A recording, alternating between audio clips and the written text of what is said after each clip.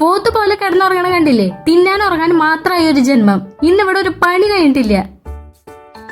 ഇന്നിനി വീട്ടിലത്തെ പണികൾ ചെയ്ത് തീർക്കാണ്ട് നിങ്ങൾ പുറത്തിറങ്ങാന്ന് വിചാരിക്കണ്ട.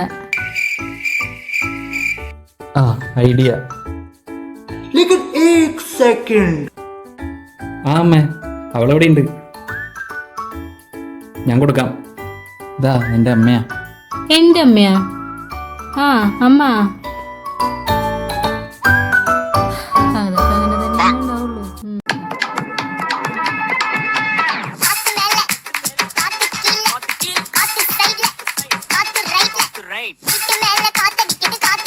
വേറെ ഒന്നുമില്ലല്ലോ അമ്മ.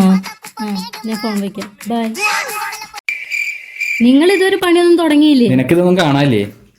എല്ലാ പണിയും കഴിഞ്ഞു. ചുമ്മാ ഇരുന്നാലും മേലൊക്കെ വേദനിക്കും.